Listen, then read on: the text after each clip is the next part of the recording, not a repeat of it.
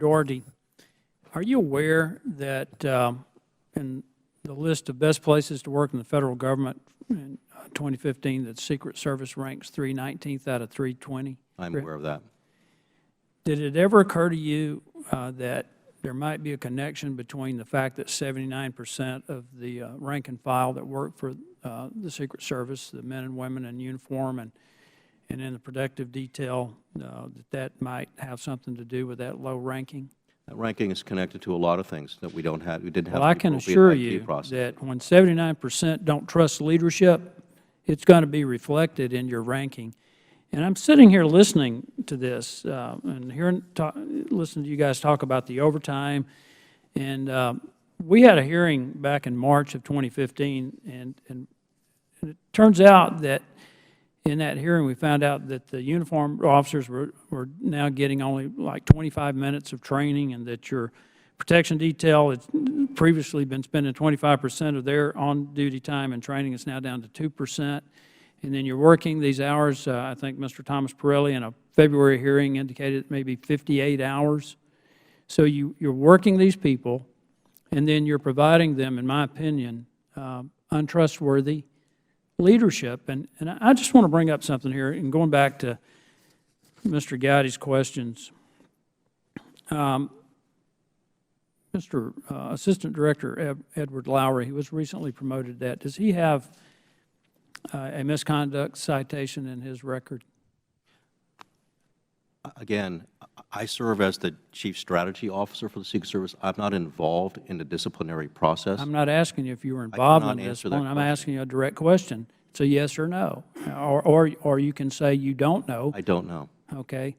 You know, he's the one who sent out an email that said that there's some information that he might find embarrassing that needs to get out. The he was referring to is Mr. Chavitz, Chairman Chavitz.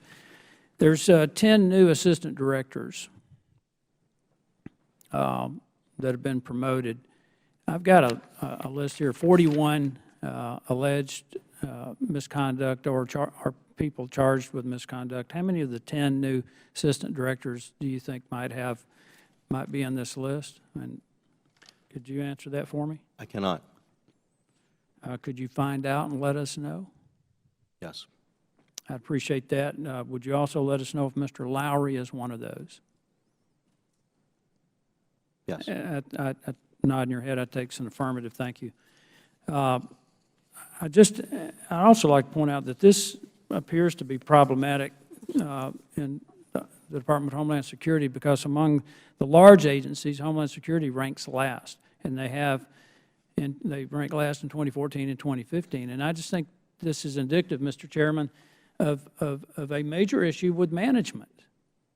And again, going back to the fact that 79% say that they find management not, that they're not honest and not trustworthy, makes it look like management's more interested in protecting management than they are looking out for the men and women who are putting their lives on the line. And you're wearing them out. And I can tell you as a former athlete that and particularly in football, that you got in the fourth quarter, fatigue would make a difference. I don't care. And you've reduced their training down to such low levels that you combine that with fatigue, and you're looking for a disaster.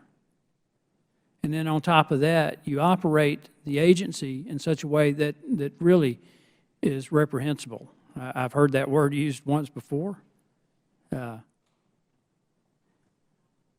mean, what are you going to do? Are you going to continue to protect management? Are you going to continue to deny the committee the documents that we've requested?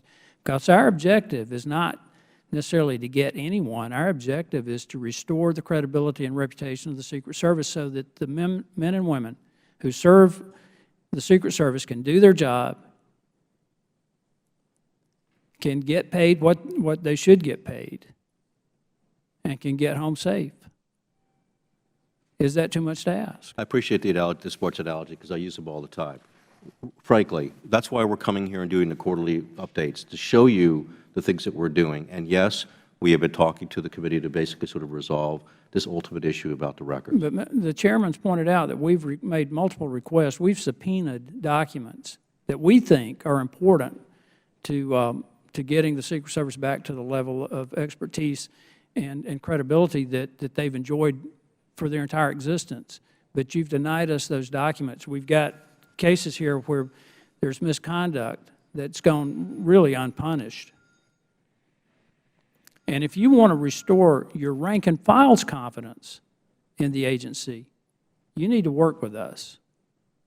I yield back.